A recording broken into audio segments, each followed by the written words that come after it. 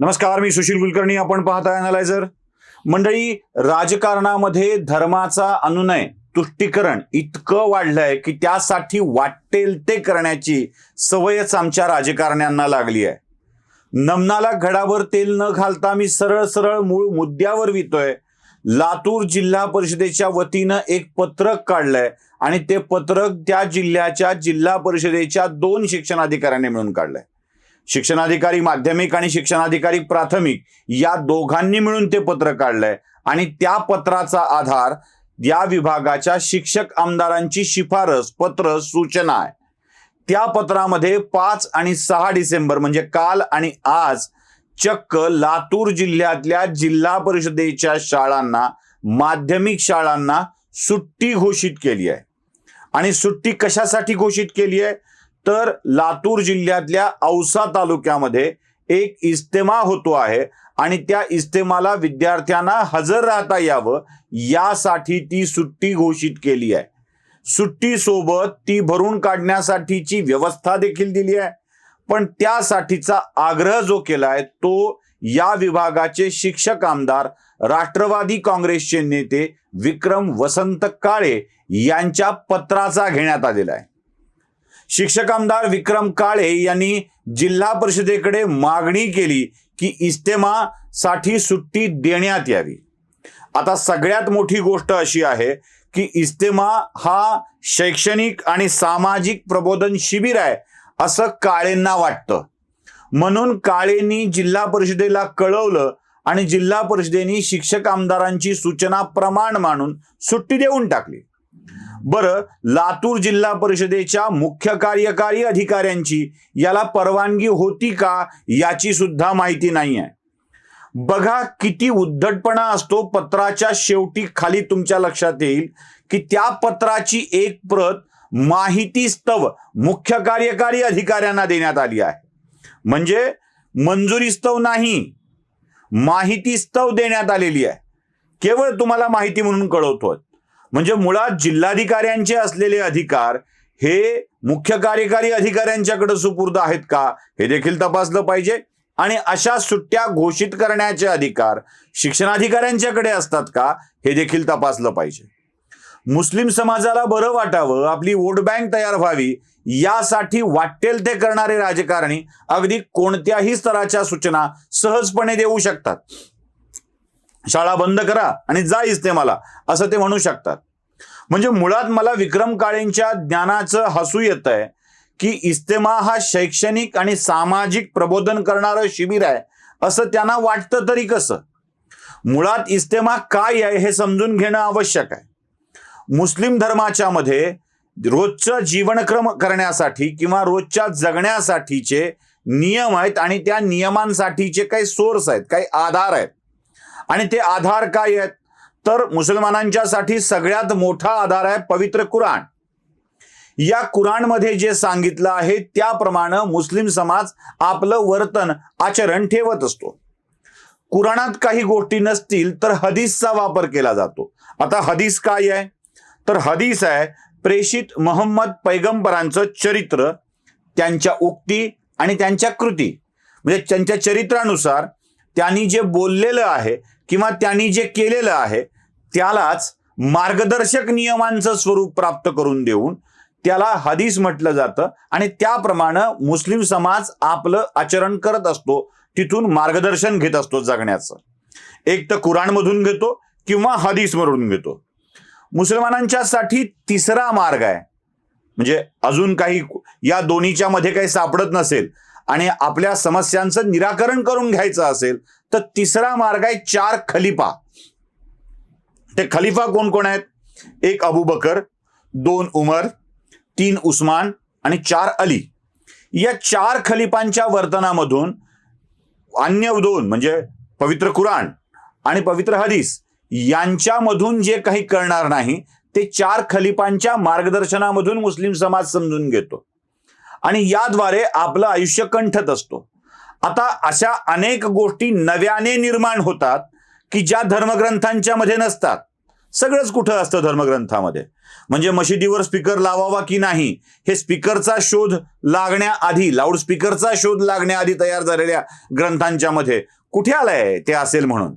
मशिदीला plaster करावं की नाही हे कुठं आलं त्या ग्रंथामध्ये, कारण प्लास्टरचा शोधच या सगळ्या पवित्र ग्रंथांच्या नंतर लागलेला आहे.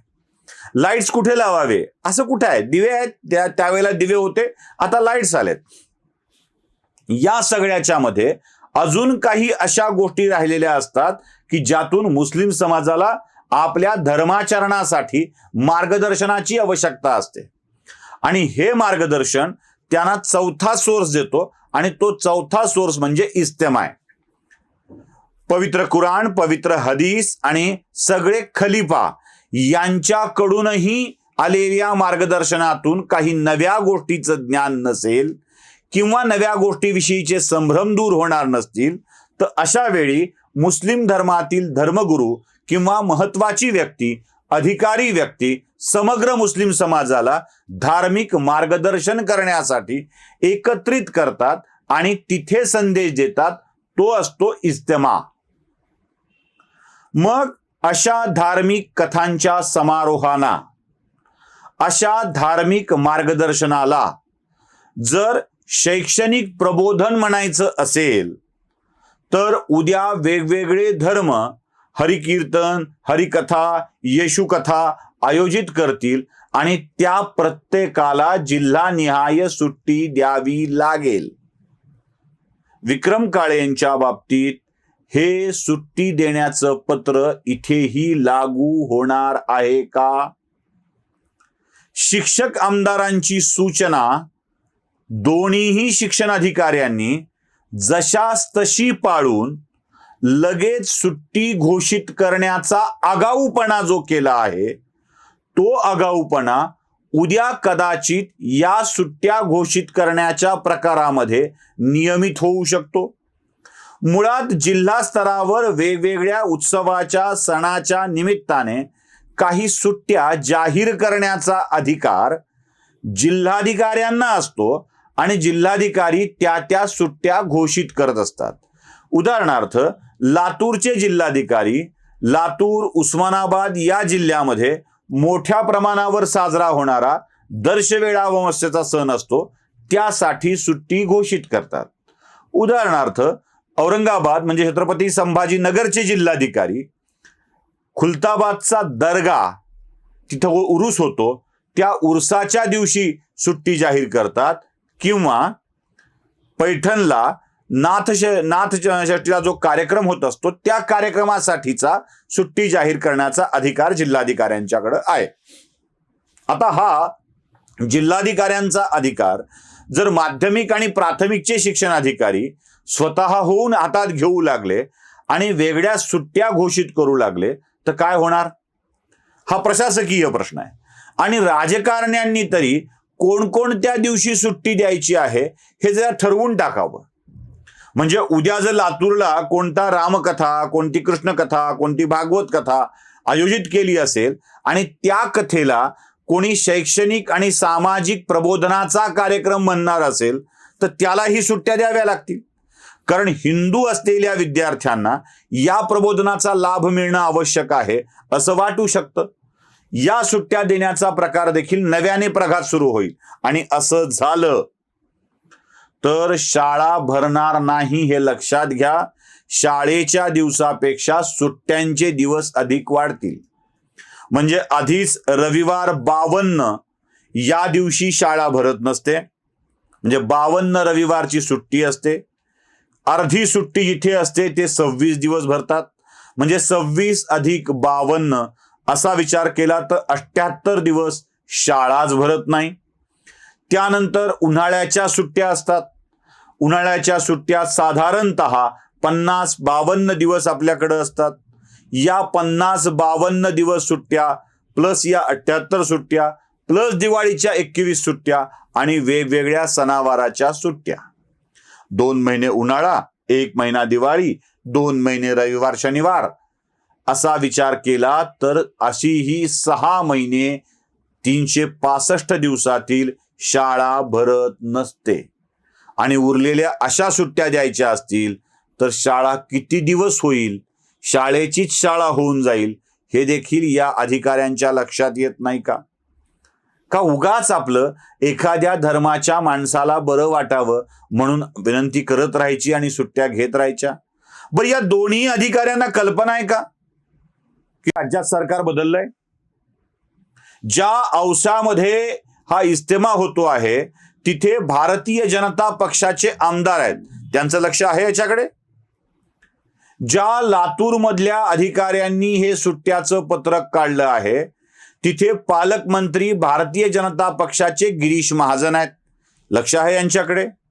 अहो, ज्या हिंदुत्वाच्या आधारावर शिंदेंनी युती नवी केली, भाजपसोबत पुन्हा केली, त्या शिंदेंच्या पक्षाचे केसरकर हे शिक्षण मंत्री आहेत, याची ओळख आहे या लोकांना? बरं, तुमच्या जिल्ह्याचे जे पालकमंत्री आत्ता आहेत तेच ग्रामविकास मंत्री आहेत, तुमचे थेट मंत्री आहेत, याची जाणीव आहे या अधिकाऱ्यांना? की यांच्या परवानगीनं घडलं हे सगळं? म्हणजे अभिमन्यू पवार, दीपक केसरकर, गिरीश महाजन यांच्या परवानगीनं घडलं असेल तर मग मागचं सरकार बरं होतं असं म्हणायची वेळ येईल. आता या अधिकाऱ्यांनी ठरवायचं आहे की या स्वरूपाची कृती योग्य आहे की अयोग्य आहे, आणि त्या अधिकाऱ्यांना चालवणाऱ्या मायबाप सरकारने ठरवायचं आहे की आता जो बदल झालाय तो यासाठीच झाला होता का? तिथल्या लोकांना प्रश्न पडला असेल, यासाठी केला होता का अट्टहास? नमस्कार.